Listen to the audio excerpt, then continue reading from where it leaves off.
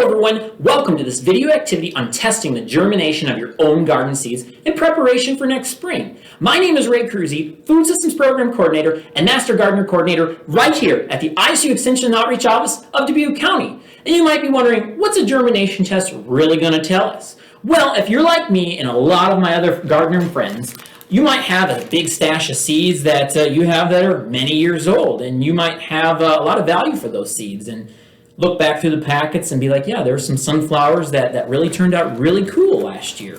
Or you might go through your seed stash and find some seeds that might bring back some memories, like Grandma's bush beans from back in 2016. And it would be a shame to just throw these seeds out because, they hold some value to you. But at the same time, too, it's a shame to go and prepare the garden when there's actually no seeds that are actually ever going to emerge out of this group of seeds that you still have.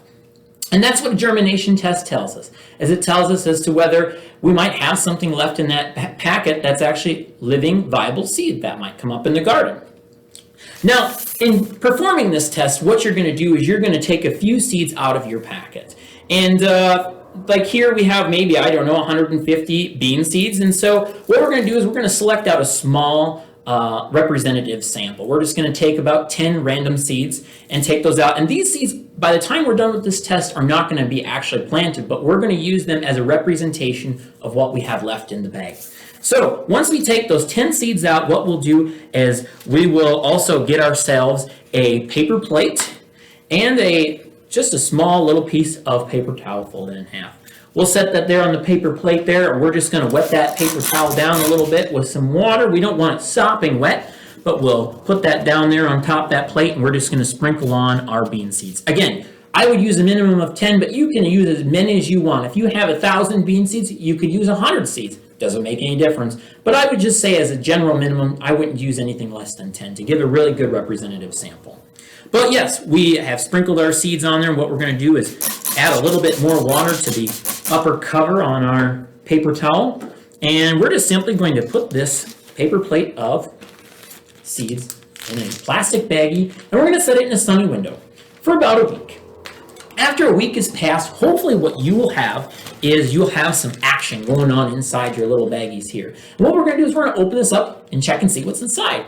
Okay, we are going to check out our bean seeds we have here. We have a bag of 50 seeds that we had seeded a week ago, and this is what they're looking like inside the paper towels now that they've been sitting there for about a week in a sunny window. We also have another sample that we seeded that had just 39 seeds.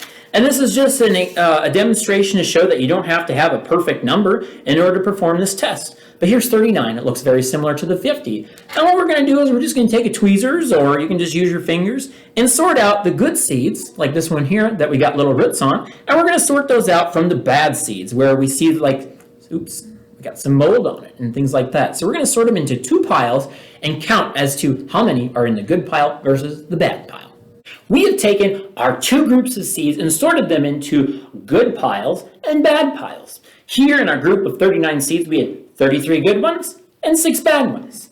Here in our group of 50 seeds, we had 41 good ones and 9 bad ones. But we have just a little bit more work to do to convert this into a proper germination rate so that we can interpret that. And we'll be doing a little bit of math to get that done. We are back going to do just a little bit of math to make sense of the actions we did in this germination test. We have our group of 39 seeds, and in that group of 39 seeds, we had 33 good seeds. So we're going to set up a small equation here where we take those 33 good seeds and divide that by 39. What that's going to give us is that's going to give us a value of 0.846. We're going to take that value times 100. And that value is going to come out at 84.6%. And that is our germination rate for this group of 39 seeds. Now, I had also seeded another group of seeds of 50. And what we're going to do there is we had 41 good seeds, and we're going to divide that by the 50 seeds that we had originally planted as part of that test. That is going to give us a value of 0.82. So, just like up here, we're going to multiply that by 100, and that's going to give us a germination rate of 82%. And so you can see whether we seeded 39 seeds or 50, our germination rate is pretty good. That's not too bad for the group of beans, but then also in terms of being variable. So you can see whether we're seeding 10, 50, or 100 seeds, it doesn't really make much difference. However, I would say that I would stick with a minimum of 10 just because these equations and these values get a little bit confusing if you go under 10. And doesn't quite represent your seeds the best either. Now, what's considered a good germination to seed out in the garden? Well, that is up to you as the gardener. If these seeds were just run-of-the-mill beans that you had gotten from the hardware store 5 years ago and didn't really care as to whether they grew or not, well, you might want a higher percentage. But if these are special seeds to you, like Grandma's bush beans from 2016, you know what? As long as you have something in there, even if it's 5% germination, you might want to seed them anyway out in the garden because they're important to you and you want to keep them going. So that's the decision you have to make. Now, this test isn't a perfect crystal ball because if you keep in mind, these little seeds, when you seed them out in the garden, still have to battle insects, disease, cold weather, moisture issues. So it's not necessarily a perfect test, but it gives us an idea as to whether there is a little bit of life left in those seeds that we have in our stash. So with that, I hope you learned a little bit about testing your own seeds at home and judging whether there's something that you should plant in your garden this year or not. This is Ray Kruse, Food Systems Program Coordinator and Master Gardener Coordinator right here at the ISU Extension Outreach Office of Dubuque County. Happy growing, everybody.